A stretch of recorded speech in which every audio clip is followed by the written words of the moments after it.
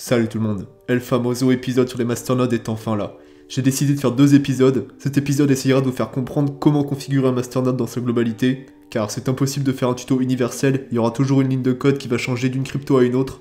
Mais dans 99% des cas, la démarche est la même, car le code de base du masternode est celui de Dash. Perso, je vais prendre Alco comme exemple dans ma vidéo. Donc déjà, si vous comprenez comment ça fonctionne, vous aurez plus de chances de réussir une fois rendu à la pratique. La deuxième vidéo sera sur comment choisir son masternode, car facile 90% des crypto-monnaies avec masternode sont des scams. Faut le savoir. C'est pas moi qui le dis, c'est vérifiable. Donc je vous expliquerai comment différencier un bon projet d'un mauvais projet, et cette vidéo sera normalement en partenariat avec une société d'analyse de données. Les mecs ont accepté ma proposition de m'aider sur ma vidéo, donc je vais avoir du bon contenu à vous donner si ça se concrétise. Ce n'est pas rémunéré, je préfère préciser. C'est pour la passion.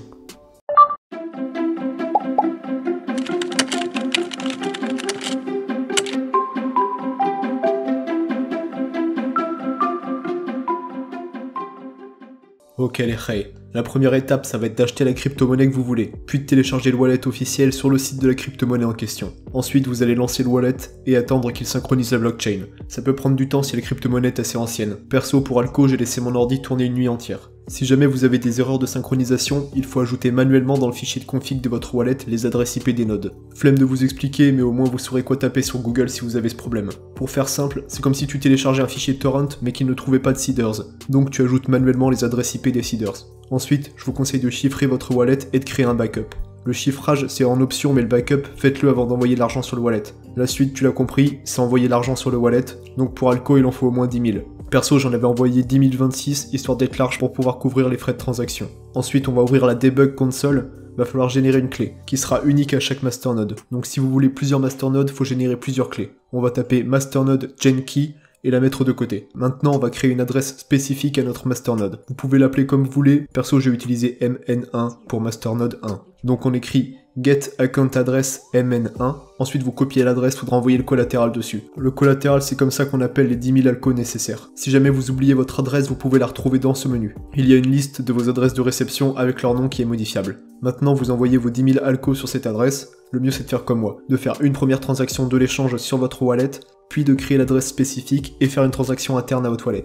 Car une transaction interne n'a pas de frais de transaction. Retour à la debug console, et on tape masternode outputs. Ça va nous sortir l'idée de la transaction et un chiffre. Si c'est votre premier masternode, vous aurez soit 0 soit 1. Donc vous mettez de côté ces deux numéros, ça va servir à prouver que vous avez bien le collatéral. Ok, là on a fini la première étape qui consistait à préparer le wallet.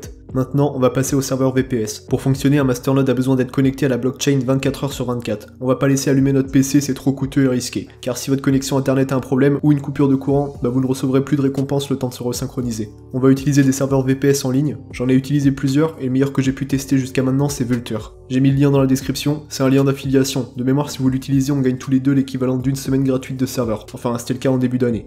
Si vous voulez pas utiliser mon lien, vous supprimez ce qu'il y a après.com. C'est comme vous voulez. Donc on s'inscrit et on va cliquer sur le plus. Prenez un serveur le plus proche de chez vous. Donc moi c'est la France. Comme OS, le mieux c'est d'utiliser Ubuntu 16.04. Je sais que certains shitcoins nécessitent 14.04. Si c'est le cas, le code de votre crypto n'a pas été mis à jour depuis longtemps. Méfiez-vous. On prend l'offre à 5 $ par mois. Avec cette offre, vous pouvez héberger jusqu'à 5 masternodes différents. Il faut que la crypto-monnaie soit différente car 2 masternodes de la même coin ne peuvent pas avoir la même adresse IP. Ou alors il faut payer un surplus pour avoir des adresses IP supplémentaires, mais ça vaut pas le coup. Autant avoir des masternodes différents ou alors plusieurs serveurs. Pour le prix, c'est vite rentabilisé. On donne un nom au serveur. Perso, j'utilise le format nom de la crypto-monnaie suivi du numéro de masternode. Après, vous validez. Vous attendez qu'il soit en ligne et vous cliquez dessus. Dans l'onglet Overview, faudra récupérer les logs de connexion SSH. Identifiant plus mot de passe. Mettez-les de côté aussi. Là, on a terminé la deuxième partie qui consistait à mettre en ligne le serveur VPS. Maintenant, on va configurer ce serveur VPS et installer les masternodes dessus. Jusqu'à maintenant, toutes ces étapes étaient les mêmes pour 95% des masternodes. Là, il pourrait y avoir des différences et le mieux c'est de télécharger le guide PDF que donne chaque crypto-monnaie pour mieux se guider.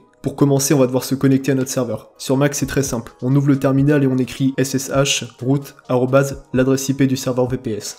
Puis on valide avec le mot de passe que vous avez mis de côté tout à l'heure. Sur Windows, c'est chiant. Faut télécharger Putty, lien dans la description. Après, vous le lancez, vous écrivez l'adresse IP et le port, puis Open. Là, faudra aussi se connecter en tant que root avec le mot de passe. Une fois que vous êtes connecté, faudra installer les dépendances et les librairies. Un copier-coller du texte dans la description, et une fois que c'est fait, on va pouvoir faire un snapshot du serveur. C'est-à-dire que sur Vultr, vous allez sur votre serveur dans l'onglet Snapshot, et vous cliquez sur Take Snapshot.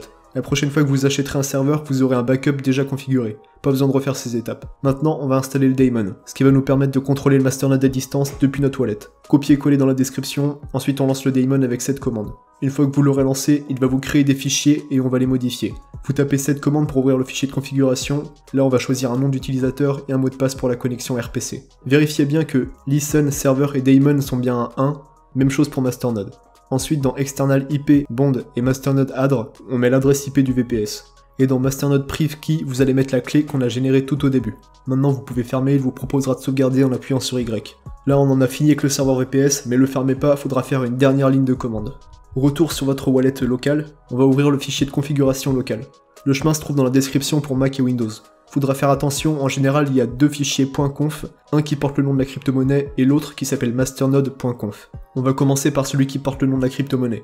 Dans RPC user et RPC password, on fait comme tout à l'heure, et on enregistre. On passe à masternode.conf, qui se trouve dans le même répertoire, et là vous allez devoir suivre ce format. Sur une même ligne, vous commencez par le nom du wallet qui possède l'argent, un espace, l'adresse IP du serveur VPS, 2 points le port, pour Alco c'est 55 500, faudra vérifier pour chaque crypto-monnaie lequel est le bon. Un espace, la clé de masternode générée au début, un espace, l'idée de la transaction qu'on a récupérée au début, avec plus loin le chiffre 0 ou 1, donc au final vous avez un truc qui doit ressembler à ça plus ou moins. Si vous voulez plusieurs masternodes, il faudra faire plusieurs lignes.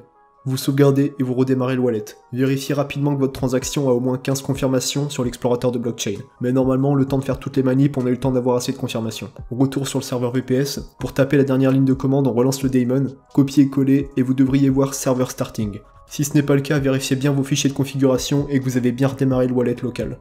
Pour le serveur VPS, c'est fini, on peut le fermer. La toute dernière étape, c'est sur le wallet. Vous ouvrez la debug console et vous écrivez soit masternode start alias le nom de votre masternode, ou alors si vous en avez plusieurs, il faut écrire masternode start many, et il lancera tout ce qu'il trouve dans le fichier de configuration.